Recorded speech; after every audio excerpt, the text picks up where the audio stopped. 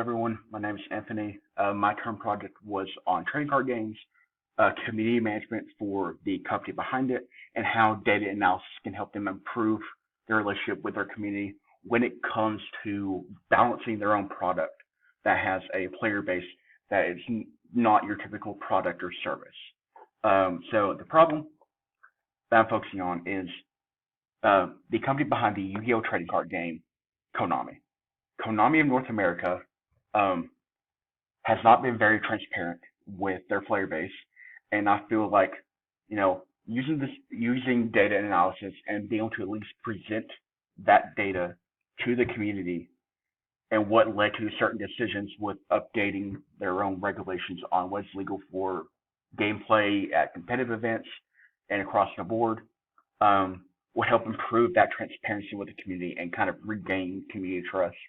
Because I've seen people leave this game entirely just because a new Forbidden and Limited List, which I'll get to in a second, comes out and it hits a deck that someone was playing and it makes it unplayable. It upsets them. It feels like it was personally targeted when they don't have any actual reasoning behind why this decision was made. And I'm hoping to solve that using predictive modeling to one, hoping that predictive modeling gives Konami a way to give the actual numbers to the community for why something may or may not changed on this list, and two, provide to the local Chattanooga community for predicting, because there's a secondary market component. Even just cards that have come out in the last year or two, because they've done well competitively, they may be well over $100 a card, and you may want to run three in a given deck because it's just that good. And so these Forbidden Limited List has a really dramatic economic effect to the player base, and it really upsets people when a card that gets hit on this list may have been $100 or $200, and overnight this list comes out and it drops down to 2 or 3 because it may not be able to be played legally anymore for years at a time sometimes. So what is that Forbidden Limited List I mentioned? It's a public list that Konami provides with no real reason for what is or isn't on it. Player base just has to guess right now for if you can play a card at completely forbidden at 0, limited at 1 copy per deck, or semi-limited at 2 copies per deck. It was introduced in the early 2000s, and even to this day, there are cards that are sitting on that list that have been there for well over 15 years and are still unlikely to come off just because, when you get to a card game that has close to 11, 12,000 different cards, they cannot predict how all those cards are going to interact with each other, and sometimes stuff's just going to sit on there until they decide it's able to come off and hope for the best. And then sometimes they walk it back. So the data. I gathered it from a third-party website. The data is from 2004 to 2014. It's about 75,000 lines of data. Third-party website, think of it kind of as Amazon or Microsoft of trading card games in general. TCG player, they collect deck lists, tournament results. They write articles about their own stuff. And it took me from the beginning of the semester to about maybe 2 weeks ago just to get to 2014. Problems came up with the data set. Because I was going so far back, some cards only had one printing. They had like a weird thing they did back in TCG Player back in 2004 where it had extraneous labels on them. Some cards were question marks or unidentified. It was not a large majority of the data set. I think I only had to take out about maybe 2,000-ish rows at most of the actual data for cleaning.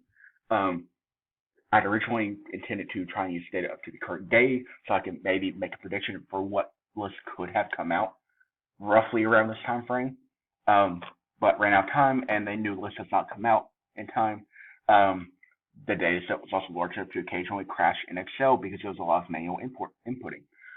The model itself, very straightforward data input, data partition with 40% training, 30% validation, 30% testing data. I ran it through a model comparison between decision tree, regression, and neural network, and eventually decided on the neural network.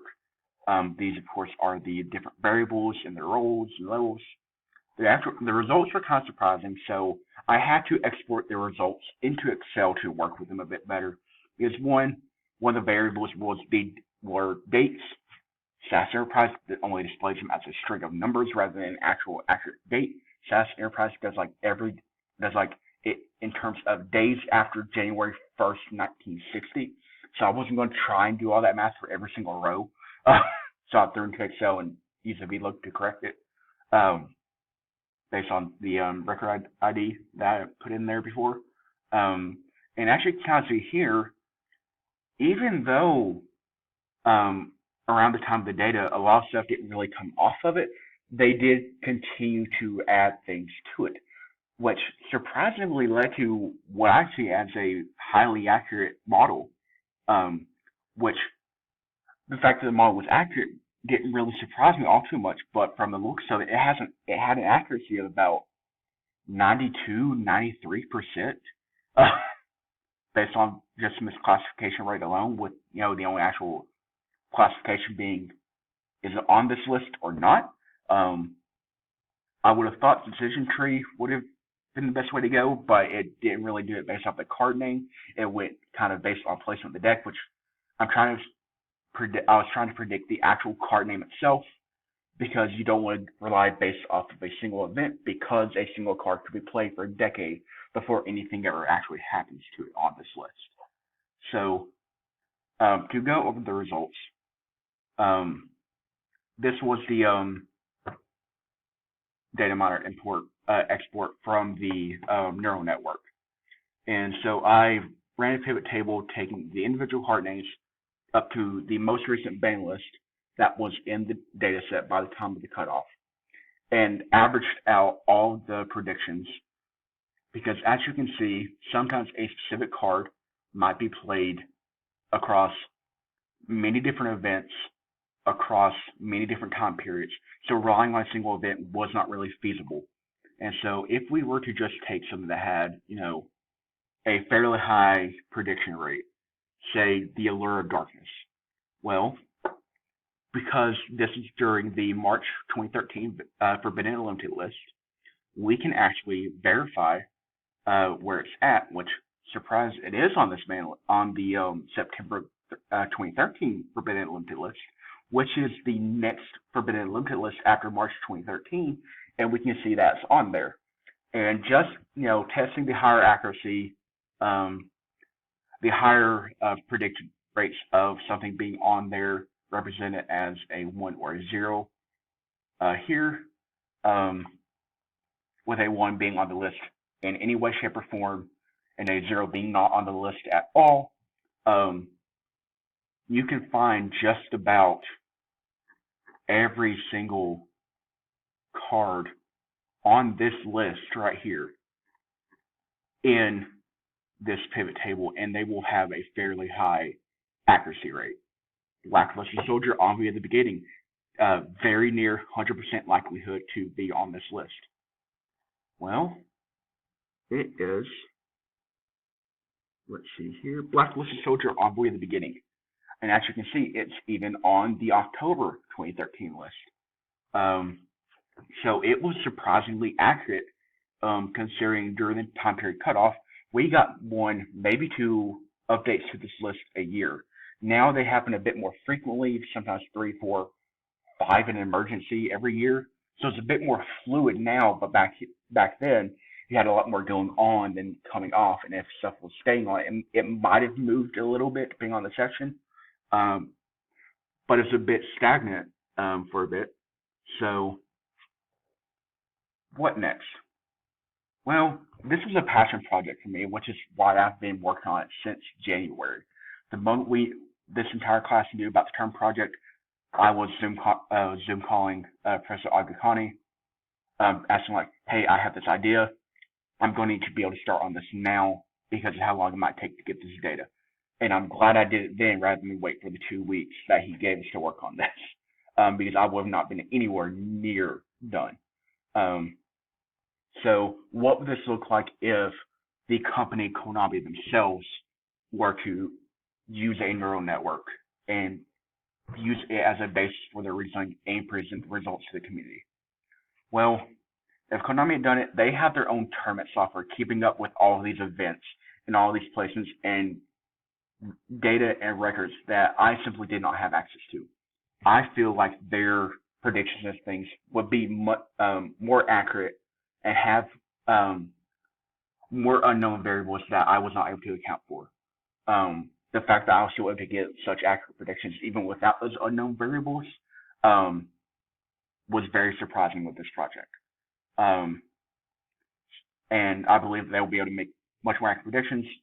And one, for once, actually be able to give some kind of reasoning to the community for why something happens on this list, or does not go on or come off of this list. Even when there's a good an outcry from the community being like, we think this card should be on this or could come off of it, not have that result happen, and then have an upset community, and possibly people leaving the game and the community altogether, which is kind of not what they want. Um, and hopefully, because of that access to the data, and with me further working on this, I'm hoping to be able to train the neural network for if it decides a card could be on a forbidden list or limited list in some way, shape, or form, if it will be able to specify no copies of this card at all for the time being, only one copy of this card for the time being, or only two copies of this card for the time being, rather than the normal maximum of three. And so I fully plan to continue working on this project because we have a robust community here in Chattanooga.